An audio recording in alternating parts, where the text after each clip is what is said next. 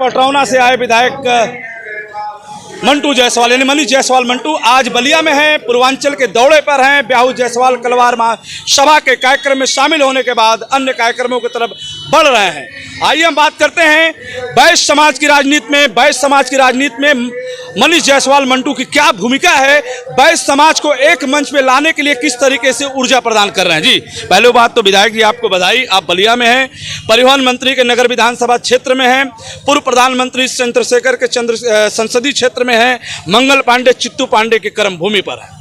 तो विधायक जी आज आने का अवसर क्या रहा बलिया में? सबसे पहले तो मैं इस पवित्र धरती और वीरों की धरती को नमन करता हूं, और आज मेरा उद्देश्य आने का यही है कि ब्याहू जायसवाल कलवार महासभा के जो तत्वाधान में आज ये आयोजन हुआ समाज के वर्ग को जोड़ने के लिए, तो मेरा ये है मानना कि जब तक समाज संगठित नहीं होगा, ये समाज वैश्य समाज, जब तक ये समाज अपने को एकजुट करके अपने अधिकार को समझेगा नहीं, राजनीतिक चेतना को बढ़ाएगा नहीं, लोगों में जागरूकता आएगी नहीं, तब तक आपका भला नहीं हो सकता है। तो मैं चाहता हूं कि ये समाज संगठित हो, अपने हक अधिकार की बातों को जानना सके।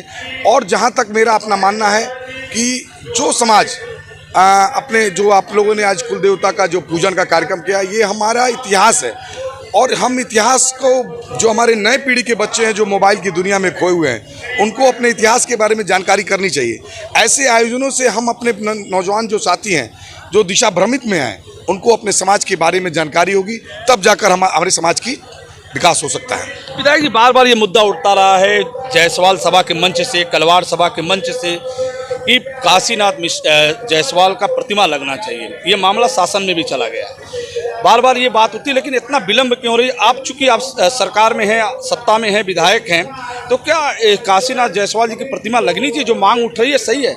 देखिए, काशीनाथ जी हमारे समाज के एक ऐसे महापुरुष थे जिनका सम्मान हर जायसवाल वैश्य समाज के लोग करते हैं, और ऐसे महामानव का प्रतिमा, इनके नाम से कई संस्थान भी हैं। मैं उन संस्थानों में मैं अध्ययनरत रहा भी हूँ, मैं वहाँ पढ़ा भी हूँ जहाँ पे इनके संस्थान चल रहे हैं। और निश्चित रूप से इस तरह की बात अगर मेरे संज्ञान में आप लोग डालते हैं, तो मैं इस बात को मैं खोजबीन करके, और जो भी आता है संभव हो सकता है, मैं प्रयास करूँगा कि सरकार इसको, हमारे समाज के अग्रणी रहे, उनको सम्मान मिलना चाहिए, तो हम प्रयास पूरा रहेगा। अब तो जायसवाल सभा से, कलवार सभा से हट के वैश्य समाज के मुद्दे पे आते हैं। आने वाले लोकसभा चुनाव में वैश्य समाज किस तरह की भूमिका में होगा? देखिए, वैश्य समाज प्रदेश के छठा पर आज के डेट में उत्तर प्रदेश में लगभग 23 से 24 भारतीय जनता पार्टी में वैश्य समाज के विधायक और मंत्री हैं।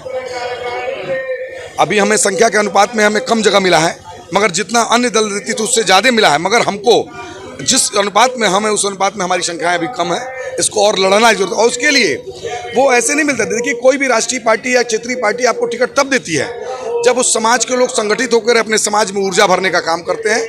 आपको हक अधिकार उनसे मांगने से नहीं मिलेगा, आप हक अधिकार जब जमीन पर प्रदर्शित करेंगे तो आपको हक अधिकार देंगे।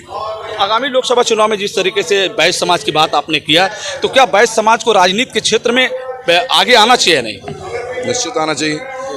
राजनीति एक ऐसी मास्टर चाबी है जिससे कि सारे बंद दरवाजे खुलते हैं। राजनीति की चाबी जिस समाज के पास नहीं है, वो समाज दूर दूर। हमको सीखना चाहिए कि आज राजभर समाज के लोगों से सीखना चाहिए, अनुसूचित जमात के लोगों से सीखना चाहिए, जो कम संख्या में है, मगर आपसे ज़्यादा संगठित होने से आज ज़्यादा राजनीति में लाभ ले रहे हैं। आप संगठित तो होइए, आपको उससे ज़्यादा राजनीतिक लाभ मिलेगा, क्योंकि उनके पास आर्थिक व्यवस्था नहीं है। आपके पास तो ऊपर वाले ने सब कुछ दिया है, आपकी संख्या भी अधिक है, आपके पास आर्थिक व्यवस्था भी अधिक है। आप संगठित होइए, आपको ज़्यादा अधिकार मिलेगा, मगर संगठित होने की आवश्यकता है। विधायक जी, वैश्य समाज की बात होगी, वैश्य समाज को राजनीति में क्षेत्र में जिस तरह आपने कहा कि संगठित होना है, आगे बढ़ना है। लोकसभा चुनाव में जिस तरीके से उत्तर प्रदेश की राजनीति, उत्तर प्रदेश में भाजपा की सरकार है, वैश्य समाज के लिए भाजपा सरकार खासतौर पर सत्ता के विधायक क्या कर रही है? वैश्य समाज का दहाते, देखिए, हम लोग की मूलभूत 2-3 सुविधाएं हैं।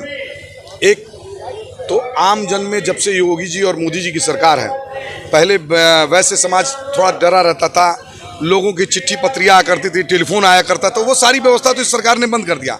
अब हमें राजनीतिक भागीदारी में हम लोग को आगे बढ़ना है। इसके लिए हम लोग प्रयासरत हैं कि हमारे समाज का जो भी अगुआ, जो भी चुनाव लड़ने के लिए दृष्टिकोण से जो भी आगे बढ़ता है, या जो हमारे साथी राजनीतिक चेतना रखते हैं, उनको राजनीतिक भागीदारी दिलाने के लिए हम लोग हर संभव प्रयास कर रहे हैं कि उनको अधिक से अधिक भागीदारी मिले। और इस देश में के प्रमुख मोदी जी और अमित शाह जी, ये वैश्य समाज के ही मुखिया हैं। हाँ, हमको एकजुट होना है ताकि वो मुखिया आपको हक अधिकार दे सके, मेरा ये मानना है। अच्छा विधायक जी, आपका कहना है कि वैश्य समाज पूरी तरह से सुरक्षित है भाजपा सरकार में, क्योंकि रंगदारी, गुंडा टैक्स सब बंद है। देखिए, सुरक्षित का मतलब पूरी तरह नहीं, सुरक्षित का मतलब कि अन्य सरकारों की अपेक्षाकृत ज़्यादा सुरक्षित है। हम ये नहीं कहते कोई सुरक्षित है, हमको अपनी प्रतिष्ठा अपने हाथ में है। मगर ये मैं जानता हूँ कि जो भारतीय जनता पार्टी की सरकार है वो समाजवादी और बहुजन समाज पार्टी की सरकारों से हमारे व्यापारी वर्ग उनसे ज़्यादा सुरक्षित है। ये मेरा ये विधायक जी ने कहा कि मनीष जायसवाल मंटू जी ने कहा कि उत्तर प्रदेश सरकार में वैश्य समाज सुरक्षित है, अन्य सरकारों से, अन्य दलों से बेहतर सरकार है और इस सरकार में, योगी सरकार में वैश्य समाज सुरक्षित है। अब तक की खबरों में बस इतना ही, फिर हम आपसे जुड़ेंगे, तब तक के लिए इतना ही। देखते रहे बलिया आजकल। मैं रोशन जायसवाल, नमस्कार।